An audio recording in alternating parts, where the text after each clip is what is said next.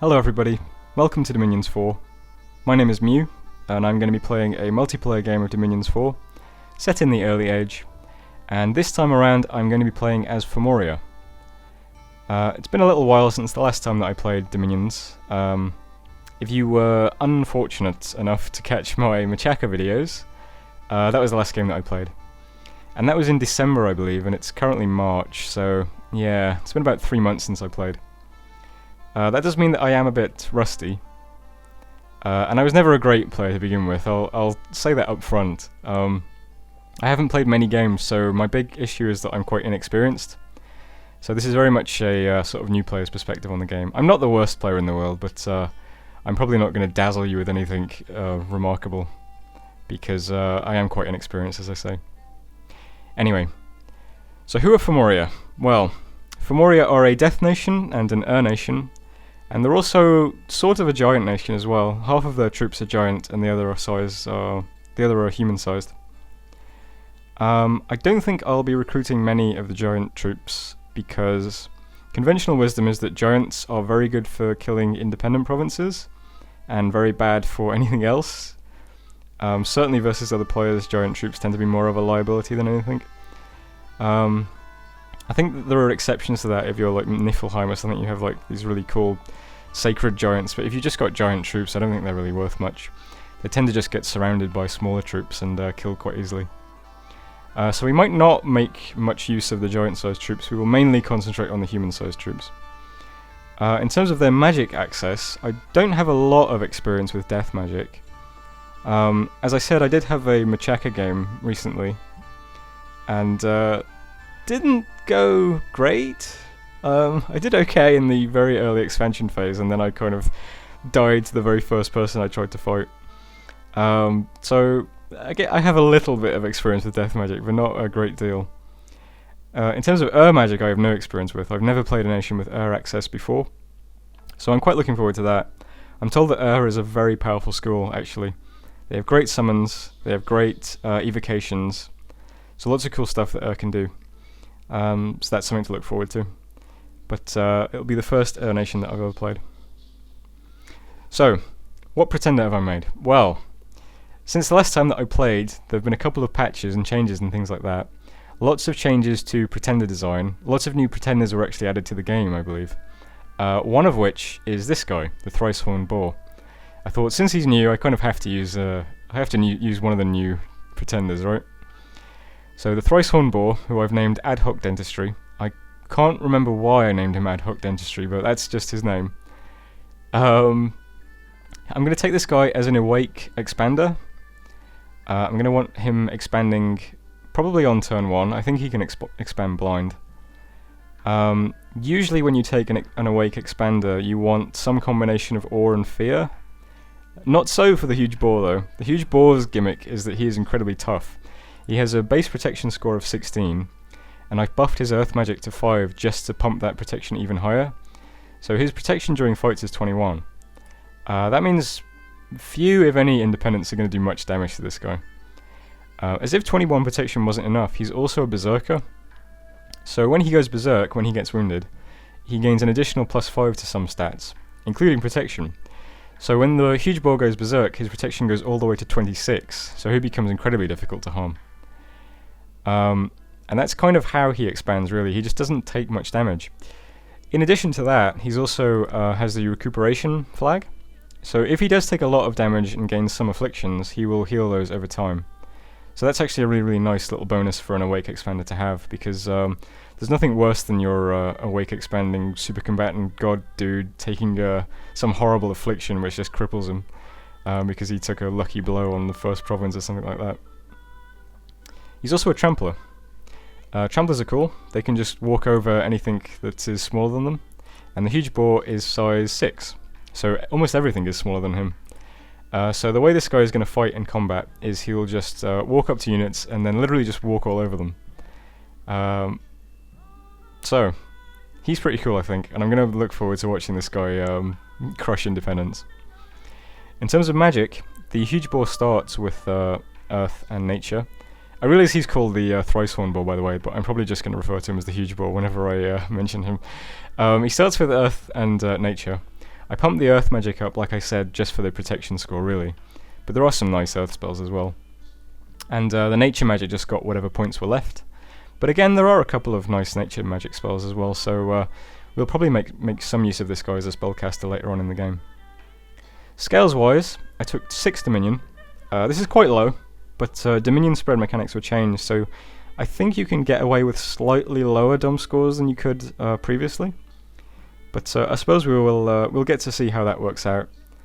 If we start sort of suffering from dwindling Dominion really early in the game, we will know that this was a mistake. But until then, I think 6 Dominion might be okay. Order 2, because I think everybody always takes either Order or Growth or some combination of the two of them, unless they're doing something like Turmoil, Luck, or something strange like that. Because the extra income is just too good to pass up, really. Order 2, Productivity 2. Reason for that is because the troop that I mainly want to recruit are Nemedian Warriors. Nemedian Warriors are very, very good troops, but they are also quite resource heavy. So we need some sort of resource boost in order to recruit as many of those as possible. So I put that up to 2. Rest of the scales are neutral, with the exception of magic, which also went up to 2. Reason for that is just because Fomoria has a lot of things it wants to research. We want conjurations for the cool air summons and the cool death summons. And Fomoria actually has some national summons available to them that are death summons, I believe, in conjuration. So we want some conjuration, we want some evocation for the air battlefield spells, and we want some enchantment for the death battlefield spells. And that's in addition to all the usual stuff that you want, like the sight searching spells and the some construction for forging things and stuff like that. So they have a lot of things that they want to research quite early on. And in addition to that, they do have a very, very cheap researcher available to them called the Furbolg Druid. I believe he costs either 70 gold or 90 gold, something like that. He's very cheap. He's not a great mage in his own right, but as a researcher, I think he has 9 research. So that'll be boosted to 11 with scales. So if I can get a couple of forts out, pumping out Furbolg Druids, we should get a lot of research done. So, that's the Pretender. Those are the scales, and that's my reasoning for those decisions. So we'll see how that works out. And I'll stop recording now, and I'll jump straight into turn 1. So I'll see you on turn 1, and wish me luck. And thanks for watching, of course. Hello, welcome to turn 1. Let's get to it. Ad hoc dentistry, God of Fomoria. In the beginning there was chaos. Now the wheel has turned once again. We've seen those before. Alright. First things first, don't be shocked. The map, as you can tell, has been... this map was lovingly crafted by Nuclear Monkey for this game. And as you can see, it features an ocean of piss, so that's nice. If you're wondering why, that's just because, the early age was a mystical age. And who knows what was going on back then? I don't. Alright, so what we got here. 3 provinces around us that are forests, and I know better than to attack those blindly. 1 throne, which is also a wasteland. We've got another wasteland over here, which is an income of 18. That's great. That's just what we want. Nice, rich provinces. So the only normal province we've got is this 1 province here. So that's good because it simplifies things for us, because the only province I'm going to attack now with my Pretender is that one. Let's set him to attack rear. Don't particularly want an 18 income wasteland. I'll get it eventually, but for now let's send this guy into... Oh, before I forget. I always forget to do this, but not this time. Names. Alright, there we go. Ashington. So we'll send our Pretender into Ashington. Scout can... Do you know what? Let's do something a bit clever. Let's have him retreat and send him to attack this throne. And that'll give us some much better intel on what this throne province looks like. So that'll help us out down the line when we think about taking thrones. And I'll just very quickly go over my commander here. This is my starting commander. Basic Furbolg, pretty okay. Also comes with some slingers, they're just basic ranged guys. 8 damage, 15 shot sling. And these Furbolg warriors with axes. Not very interesting, but the starting armies never usually are. In terms of recruitment, As usual, I'm going to go through the units that I can recruit from only when I actually recruit them. So this time, I'm going to recruit a Nemedian Sorceress, so I'll show you this woman. She comes with 2, Death 2, and a chance at 3, Death 3. A very small chance even of 4, Death 4, but I doubt we'll ever see that naturally. And also a small chance for some water and nature as well. So, Nemedian Sorceress, pretty cool. She's quite expensive, 240 gold, and she's not sacred, so upkeep might become a problem with lots of these. They're glamoured and stealthy. I think a lot of Nemedians are glamoured and stealthy. Dark vision. Shock resistant, I think, is just because she's got magic. And 15 research. So, in terms of the cap-only units that I can recruit, Nemedian Sorceress is going to be the one that I try to recruit the most often. Pretty good battle mage. I'll do some fun stuff with her, I'm sure. Units-wise, what I want to recruit a lot of are these Nemedian warriors. And as Nemedians, they have the glamour and the stealth, so that's pretty cool. I might be able to exploit that somewhere down the line. I have some glamoured troops running around. These guys have a magic weapon. This golden spear does 5+ strength magic damage. It's length 4. And they also come with 2 javelins as well that they can throw. Great stats across the board. 16 defense plus the mirror image from the glamour, and 14 hit points. Good morale, good magic resistance. You know, these really cool units actually. Even come with a shield and full armor. Problem is they cost 22 resources to recruit, so I'm really limited by resources. So I'm just going to get 3 of those guys for now. I'll recruit more and more as time goes by. Also going to get a couple of Furlog warriors. These are just like the axe warriors that I just showed, but they come with a spear instead, which is longer. And they also get 2 javelins. I don't know why the axe guys don't. But these guys get 2 javelins, which make them a bit better as well. That leaves me with 31 gold and 7 resources, so I'll get a few more slingers. We've already seen the slingers. Okay, so that's my starting recruitment. Mercenaries. There's one group of mercenaries for 140 pounds of gold. Came with 60 men, wow. But I don't have anywhere near enough gold for that. That just leaves the prophet. So let's go ahead and rename this guy. Improvised surgery. That's a good prophet of ad hoc dentistry, I think. He can become prophet. And that's it for turn 1, I think. I'll just bring up research quickly to show it off. Yeah, evocation's what we want. For, where is it? So Thunderstrike is the first thing we want, really. This is the sort of bread and butter evocation attack spell for mages. This is a really strong, 26 plus scaling damage. And it armor negates. And hopefully we're going to have a lot of mages down the line all chucking out Thunderstrikes. So that's our first point of call. After that, port of call. After that, we can, I don't know, Conjuration's a possibility, Enchantment is a possibility. We'll just see how it goes. And that's turn 1. Always quite boring. And as always, I worry that I've missed something, but I haven't, I'm sure. So we'll end it there. And I'll see you on turn 2. Turn 2. Hello. So, lots of people declared prophets, as is usual, for turn 2. Also got a message from Abyssia. This map ugly as fug. Yep. Pretty much. So let's see everybody's prophets. Smite Machine 3000 is the prophet of Megabless, okay. Maverni, we've got Litivicus, the prophet of Mom. Orcatus, prophet of Borgignaur. Oh, let's see, Dungeon Crawl reference. Finally a reference I get. Mictlan, we've got Turn Your Head and Cough, the prophet of Bend Over. Abyssia, we've got Ishkabibil, the warlord, is the prophet of Fire, Fire, Fire, Fire, Fire, Fire, Fire. Yep, that's pretty good prophet for Abyssia, I guess. TV Fed Plebe, the prophet of No Commercial Yeast is Used. Alright. There's me. Lanka, we've got Caesar, prophet of Spiky McSpikerson. Beritos, we've got Pierres, the prophet of Forever Pause on turn 3, ha ha ha. Alright. Zibalba has Balam, prophet of Chianto. They sound like default names to me. And Rilya has Tiog, the scout, the prophet of Not Relevant to Expansion. Alright. So that's almost everybody. Let's just... pretenders. Who didn't we... Sleepy Elf. We didn't see Sleepy Elf. So Tierna Nog has not yet declared a prophet. Okay. Maybe that tells us something. I don't know. Also, we had 2 battles. We had our pretender was sent to Ashington. Let's see how that went. I like the boar. He's cool. And he makes short work of pretty much everything.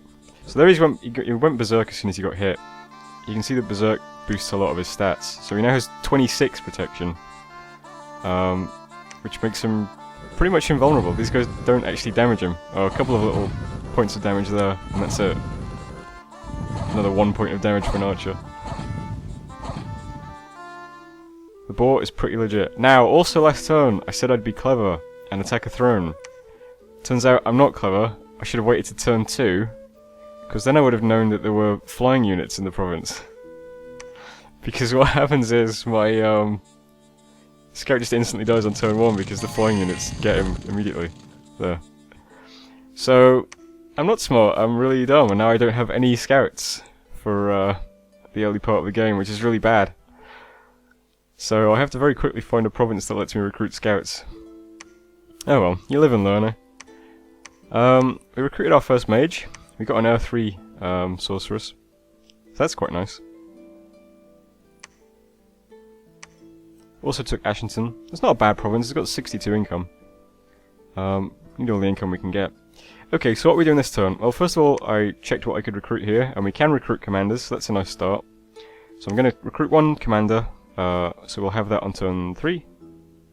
Who we can then send back to Fomoria, and he'll be in Fomoria on turn 4. Ready to lead around some new troops. Also going to send my pretender to attack Illidar, which just has some blowpipes and woodsmen. Those guys can be kind of scary, I guess, because the blowpipes do paralyzing damage, so they just fatigue you to death, which I guess is a possibility. What I wanted to do was to take Flower Meadow Forest with my pretender, but then I noticed that Illidar is just completely cut off. If I do that, like if I take Flower Meadow Forest, I have to send a new army just to take Illidar, and then it can't go anywhere. It just has to go straight back to Fomoria. Or I have to do the same sort of thing with my pretender. I have to just send it back to Cat, if you see what I mean, because there's nowhere else to get it. So I thought I might as well take Illidar now and then move to Flower Meadow Forest. Also, it's in my cap circle, so it's probably worth taking cap circle provinces early anyway, because I'm kind of hurting for income because it's early age. Back home, I gave all my units to Improvised Surgery, who's set to Smite. They're all just in a super blob here. A couple of units are in a separate squad that's slightly further forwards, hopefully to attract arrows. I'm not sure that's worth doing or not, but I've done it anyway. And those guys will be attacking the Red Waste. Nothing else really to report. Done my recruitment. I'm recruiting one of these Fullbog Druids this time, just because I want to save up some money, and this is the cheapest option I have for mages. Fullbog Druids suck. I don't want to ever recruit these if I can help it, but just for these early stages of the game, I might recruit 1 or 2 just to save some money. They come with Air 1, and a small chance of... Oh no, they don't even get Air as a possible path. I thought they did. So they just have a 100% chance to get Water, Earth, or Nature as the secondary. Okay. Only 9 research. They're very, very cheap. I suppose that's the one saving grace of these guys. They're extremely cheap. 70 gold, 2 resources. So I'm getting one of those guys. Unit recruitment is pretty much the same. I think that's everything. There's no new mercenaries. Nothing to report on research because we've only just started. And that's that. So I'll see you on turn 3, where hopefully we'll have 2 more provinces. Turn 3. Hello. So we got 2 more messages. Message from Marverni. The lands are coated in poo and the seas are made of pee. Yep.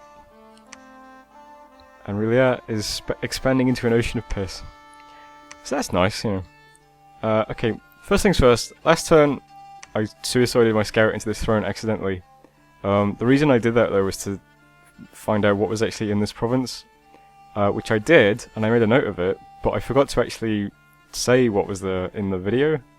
So just in case you missed it, there's like 80 units in this province. There's some the flying units, obviously. There's some Amazon warriors and stuff like that. And then there's 3 wizards who have like very low magic paths, but like tons of gems. I don't know why. They have like hundreds of gems on their person. And something called a Garnet Sorceress as well, which was like a fire blood mage. So, not the scariest province I've ever seen for a throne. Mainly it's just, there's just too many units to attack early on. So that's the big issue with that province. Anyway, so that's what I found there. Wasn't worth losing a scout to do that, but, you know, accident, bizarre. Where were we? Alright, Battle in Red Waste. This was our expansion army, or our starting army rather. So let's check out how that went.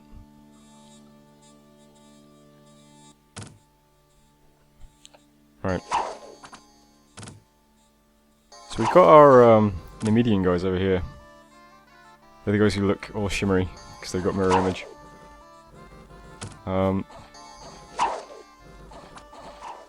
Not the most interesting fight though, just human units working at each other.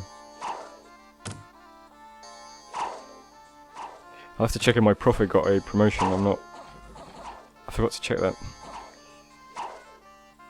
Alright, so pretty straightforward stuff. And then we had another battle with our pretender, of course. Which again is going to be pretty straightforward, I think.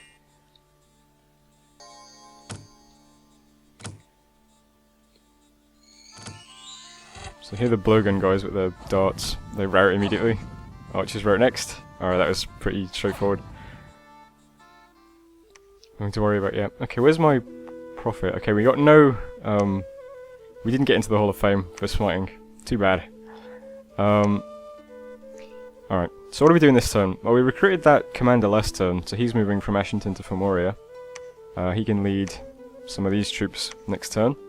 That'll be our second expansion army. Our pretender is moving into Flymeadow Forest, like I said. This is a 50-bar province, which I don't think will be too difficult. But we'll see how it goes. At worst, I think I'll get an affliction or 2. And at best, it'll just be a walkover. What is this province? Okay, so Illidale that we just took is it's another 14 income province. We've got very, very low income provinces except for Ashington, which isn't great. But we're moving into Flymeadow, which has an income of 52, and we're moving into Muspel over here, which is an income of 38, so that's a bit of a boost, so that's nice. So yeah, my prophet and my starting army are moving into Muspel next. Dragonscale Mountain here has 50 units, and it's made up of heavy cavalries and light cavalries, so that province is actually kind of scary. So I'm going to go around it, go to Muspel, then to Spring Spires. And by then I might have moved some more units in this direction, using the new commander. And then they'll be able to meet up in Dragonscale as a united force, so that's possible. Mercenaries this turn, the Elephant Corps. I put in the minimum bid for them, because it's 5 elephants, so it's worth 80 gold, I suppose. If we do recruit them, they'll appear in Fomoria, so they can head off with our commander, if we get them. I'm still trying to save a bit of gold, as you can see, because we're hurting for gold, and I want to get a new fort up quickly. So in terms of recruitment, I'm recruiting another one of these terrible druids. Hopefully this is the last time I do this. And about 10 more Nemedian warriors. So when that recruitment is done, we'll have the 9 units in the garrison plus the 10 more Nemedian units. That's quite good for a second expansion force, I think. And then if we get the elephants too, that'll be even better. So that's all the movement for this turn. There's no scout, of course, unfortunately, but, you know. Research is pretty slow. Don't have anything yet. Next spell we're going to get that's useful to us is Shocking Grasp, which is terrible, and we're never ever going to cast it. Not useful to us, but I mean, you know, we have air paths, at least. We don't really have any of these other paths yet. I guess the guy we just recruited has what? He's got 1 water. So he'll be able to cast Water Strike. Great, good, excellent. Okay, so that's the end of turn 3, I guess. And next time we have 2 more fights to look at. And hopefully we'll have some mercenaries. So we'll see how it goes.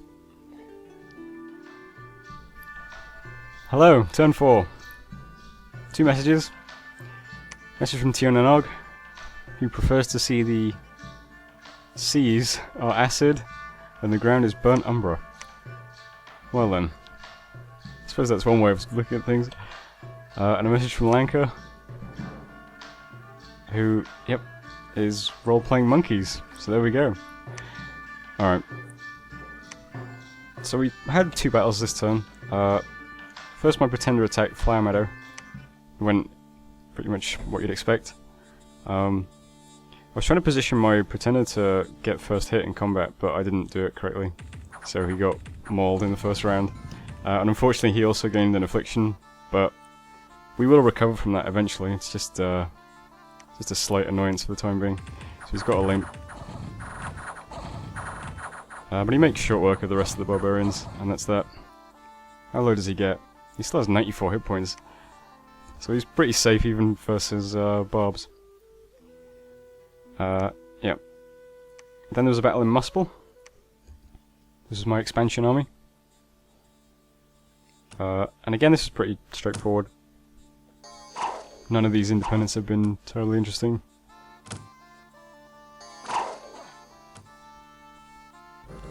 I'll just put it on turbo.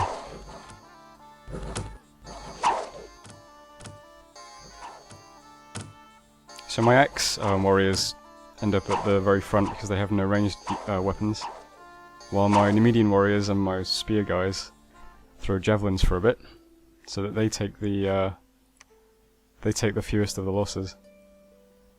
But I am still sort of slowly losing units over time. Okay, so what's happening this turn? Well, we found 2 players. I'm pretty sure this is Ermor. I didn't actually check yet. Let me just do that quickly. Score graphs. Yeah, that's Ermor.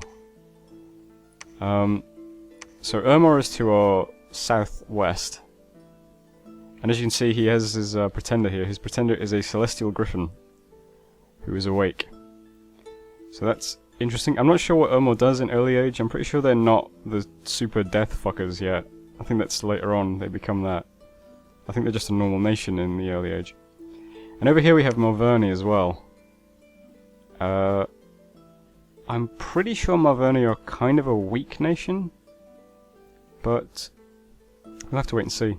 I think so. So they might be an interesting target for our first invasion. But we'll see. He's got 20 units here. Okay, so what are we doing in this move? Well, I wanted to take my expansion army. Oh, we got in the Hall of Fame as well with my Pretender. He's got heroic, my Prophet. He's got heroic toughness. So that's nice. The plan was after I took Muspel, I wanted to take Spring Spires, but that province has already been taken. So I'm gonna head to Black Forest instead. See what's down here. My Pretender is heading to Searing Sands, so we'll try and get these provinces in this little area here. I think this might be near somebody else's capital though. I have that feeling. So maybe not. But we'll take them for now and just see what happens. Meanwhile, my new expansion force, led by this commander that I recruited, is set up and ready to go. It's going to be attacking Spirewoods. And I'm bringing along a mage with me, because why not? Just one of those crappy furbolgs. You can check out some slimes and some water blasts, or whatever the fuck it was called. Now what I thought I should do is attack Furry Forest first, because then I could loop around. But since Malverni is here, I think he might... You know, it's possible he could try to take Dragonscale next turn. And if that's the case, I don't want him to see that Spirewoods is neutral. So I want to have taken it by the time he gets there. So that's where I'm going. I just realised I've made a mistake as well. I also recruited some Mercenaries to Fomoria, but I actually don't want to do that. I want to recruit them to Red Waste, because then they can get to Dragonscale. So the Mercenaries are these Beast Brother, 20 men, and it only costs £30 of gold, so I assume that these guys are really bad. Which means probably no one is going to bid on them. But just in case, I've put it up to 65, which is still quite cheap. The reason I'm recruiting them, even though I think they might be bad, is because I could use them just to take the cavalry charge in Dragonscale. So I could just put them right at the front, expect that they'll die, and then also move the army from Spirewoods to Dragonscale as well. And that should hopefully just clean up that province quite easily. Assuming I don't die trying to cap Spirewoods. I think I should have enough units to do it, but who knows. So yeah, so I'm recruiting Mercenaries to Red Waste next turn. Hopefully we get them. We didn't get the Mercenaries last turn, but I didn't really expect to with such a low bid. Also recruiting another independent commander somewhere, I think here. Yep. And in terms of capital recruitment, we're recruiting one more Nemedian Sorceress and a couple more Nemedian Warriors and Furbolg Warriors. And that's it for movement. So we're attacking 3 provinces. Hopefully we'll take all 3. Hopefully we're not on anybody's border too closely here. Hopefully we get Mercenaries to Red Waste next turn. Let's just check. Land 166. Yep. And then we can take Dragonscale. But who knows? Also next turn we'll have Evocation level 1. So we'll have Water Strike and Slime. Great. Still a long way off from Thunderstrike. But you gotta start somewhere. And then I better start thinking about where to put my next fortress. Anyway, that was turn 4, and I'll see you on turn 5. Hello, turn 5. Kind of a strange turn. Some events, some fights. But first a message from Micklin. The swamps are a fetching shade of corpse. Well, these are swamps. I guess so. They just look like not ordinary swamps to me, though. Research and evocation completed. We've seen this last turn, though. What do we get next level? So next level we get Lightning Bolt. So that's something, I suppose. We'll have lots of 2 mages. I'm not sure about anything else we can cast. There's no death spells here, so... that's all up in the air. We're still researching evocation, though. Had our 3 battles. So one was in Spire Woods. There's a spoiler for what's going to happen in this turn, as you can see. One's in Spire Woods. That was... who was that? That was my new expansion army. Okay. So I'll watch this one because it's the new army. You see how that went. So this is mostly Nemedian Warriors up against some... what are these guys called again? Jade Maidens. These guys are cool. I think you can recruit these now once you've taken this province. I'm not sure. But they're sacred, so that's interesting. As you can see, my Furbolg Druid is chucking out slimes. Not sure what it actually does. Move 5. Okay, so it halves their AP, I guess? Or it reduces it by 5, something like that. Slimes them up pretty good. And the fight ends as you'd expect. So we lost 2 Nemedian Warriors, 1 Warrior and 1 Slinger. That's not too bad. Battle in Searing Sands, this was my Pretender. Same story as usual, I won't watch that one. And in the Black Forest, again, that's my Prophet. Made short work of the Wolf Tribe. Then, Marverni took Muspel from us, which is curious. It's clearly not adjacent to his capital or anything like that. There's just a throne here. This is like this province is in the middle of nowhere for him, no matter where he is. It's surrounded by my territory. There's this bizarre cave here, which leads all the way to this cave, which is kind of cool. There's like this weird cave system that goes ultra long range. But he has nowhere to go from here, so I don't know why he wanted to take that from me. Odd. But we'll watch it just to see what his units are like. Because the only thing in this province was 1 point of PD, as you can see. And the PD do pretty good. They killed 1 unit immediately. This commander stood his ground for a while. More units got killed by javelins, and then finally the commander killed 1 more unit, and that was that. So he ended up losing 4 units, taking 1 point of PD, which is kind of sad, really. But it's interesting. So it's decided to be a nuisance. So we'll have to try and deal with that in some way. Unexpected event in Spire Woods. We lost 80 gold and gained 20 unrest, which is great, because we had so much income to begin with. But in Ashington, we found the lair of a hideous troll, and gained 41 gold, plus Water Gem, Astral Gem, Death Gem, and 2 Blood Slaves. Although the troll himself escaped. So there you go. And we managed to recruit these terrible mercenaries. These guys are pretty bad, actually. 9 defense, 3 protection, 10 hit points. Yeah, they're pretty awful. They look cool, though. They look like, I don't know, like baby werewolves in some tattered brown clothes or something. Okay, so what are we doing this turn?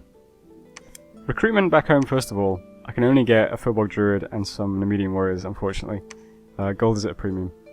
I put province defense up where I can, up to like 4 or 5. The rest is still mostly 1. Spire Woods needs 1. Where is that? Okay. Then I was thinking about where to move next. Okay, I'd like to take Muspel back. I think if I use my Prophet's army to do it though, who knows what, there might be a lot of province defense here, there might be a province defense plus his army, there might be, I don't know. I think the safest thing to do is just send my Pretender in, because I don't think anything he has can stop my Pretender. It's a bit risky, because my Pretender currently only has 61 hit points and a limp. And of course, as a Trampler, the limp is actually quite annoying. But I still think it's the safest option, is to let my Pretender deal with it. I could also just send my Pretender and my Prophet and my Mercenaries all into Muspel, but that might be overkill, I think. So I'm going to try and keep expanding, and I'll just try and use my Pretender to take back Muspel. And whatever we do after that is going to depend on what Marverni does, I guess. I'll send Marverni a quick message. I haven't seen him on IRC, so I don't know. I'll send one to Ermor as well.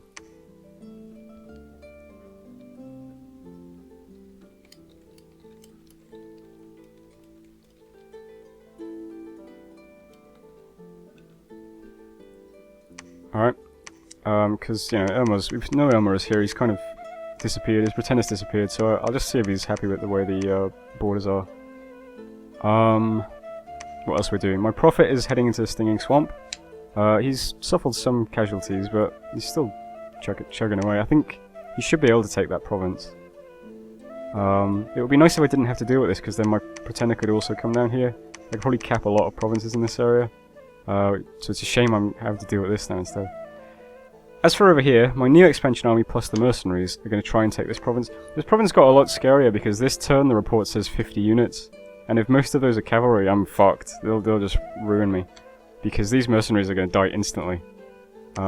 Literally all they're going to do is take up the cavalry charge, and then I hope my Nemedian warriors can deal with everything. So we'll see how it goes, but yeah, they're just slightly in front. The Nemedian warriors are slightly further back. And hopefully they can deal with that province. If they can't, well, I'm going to lose quite a lot of units. So here's hoping. I'm sending another commander back to Fomoria. Recruiting some Nemedian warriors, as you can see. I don't think it's going to be enough for another expansion army. But then again, this province is only lion tribes, so maybe. We'll see. Maybe we'll wait for one more turn to get our next expansion army up. But I think that's everything.